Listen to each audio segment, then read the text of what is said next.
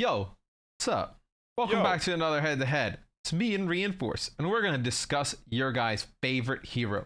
We've been seeing it all in the comments. Everybody loves Genji. All they want to no, talk about they don't. is Genji. Not everyone. Do you think Genji needs a nerf? Do you think he needs a buff? What do you think? Okay, so here's the thing, Matt. What's the thing? Genji is overpowered, and he actually deserves to be nerfed. Now, the question is, Ugh. should we let him have his time in the spotlight and actually be in pro play for quite some time? Or should we do the responsible thing, Matt, and just nerf Genji as soon as possible because we've already identified that he is indeed overpowered? Is it a larger game issue though? Like, is it a bigger issue that's just being masked by Genji?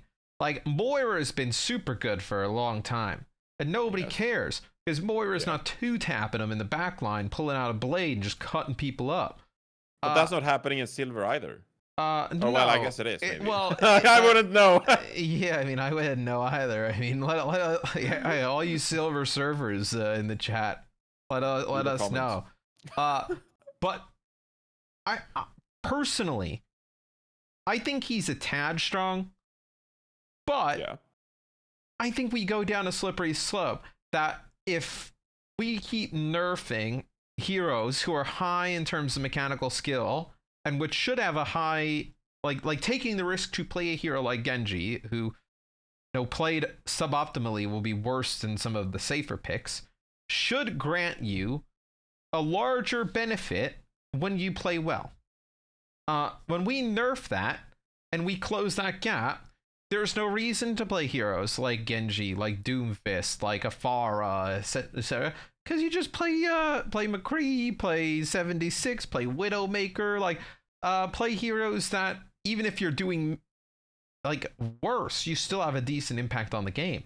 I think it sends us down a weird slope. Do I still think he needs a little bit of an adjustment? Probably, but I wouldn't go crazy though.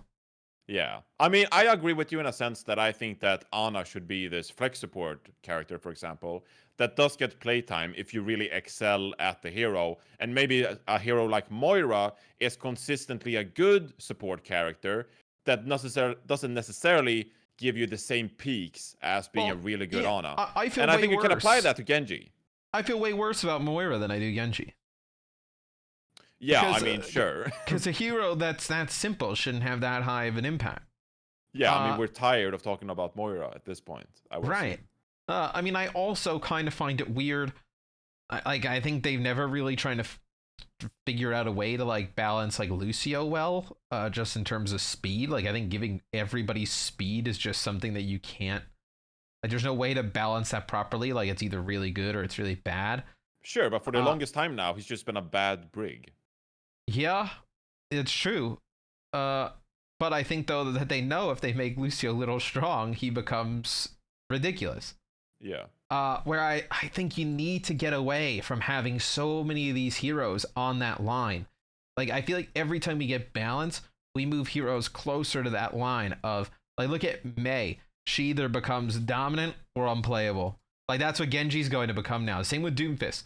They either become incredibly oppressive and overpower, or they just become potato tier. Where I don't think we can add more heroes into that bucket. It hurts the diversity of the game. Yeah, I mean, I think it's a bit of a problem if there are so many casual players that really do complain about Genji, because I love Genji as much as the next guy. I love seeing Sparkle pop off, and like, it brings us some of the best moments in Overwatch League.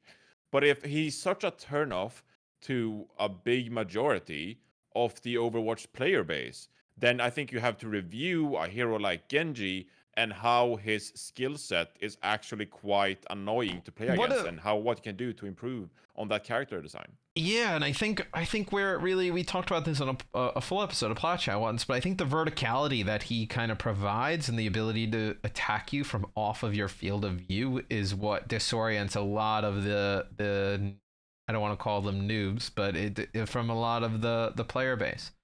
I think that really throws a lot of people off. So I don't know how you fix that. Do you limit his double jump? Does double jump go on like some kind of a cooldown so you can't like just double jump and spam? Like, is there some way that they can adjust it so you can't fly out of field of view on players, which is almost impossible to do because you can wall climb? Yeah, I mean, I would say that actually we've grown accustomed to dash resets being like common and a cornerstone of Genji's gameplay. But dash resets can actually be quite disorienting for newer players and lower skilled players because it gives Genji such an incredible ability to move around the map quickly. Behind you. Yeah, because like I love I love like dash resets, and I think it looks cool as hell, and it's amazing. But it's also can be a frustrating element to play around if you're on the other side of those dash resets and there's no counterplay, and he just like dashes three times in a row and deals tons of damage. And the sad part is the only option is to nerf Genji, because the other part of the evil conversation would be, okay, well, can we just make the anti-flanker stronger? Which, like, you think, like, okay, well, that means, like, Brig, right? She's, like, the anti-flanker, but Brig has become the flanker enabler. So if you buff Brig, you're indirectly buffing Genji would become probably stronger if you made Brig stronger, but then she also impacts a lot of heroes that don't really reflect it. So your options are to, like, nerf Genji back into his little hole where he doesn't get played at all, or try and figure out some other changes with other heroes where maybe they just don't synergize as well.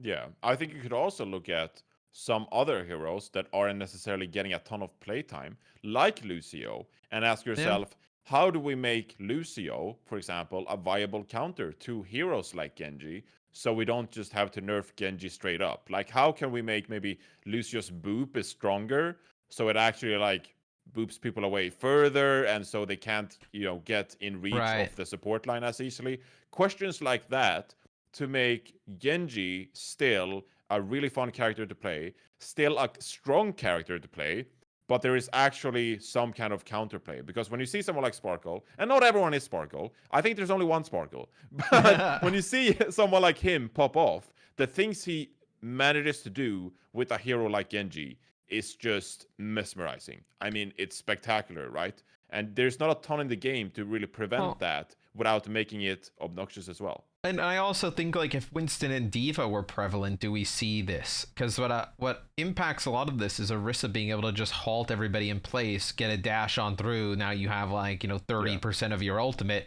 You turn around, you do a few right clicks. Now there you go, you got a blade. If that whole sequence wasn't available, maybe he wouldn't be as strong. I think what they should do is they should definitely adjust the amount of time it takes to earn Blade. I think you earn Blade way too quick right now. But I also think that they probably see data that players aren't getting Blade a ton.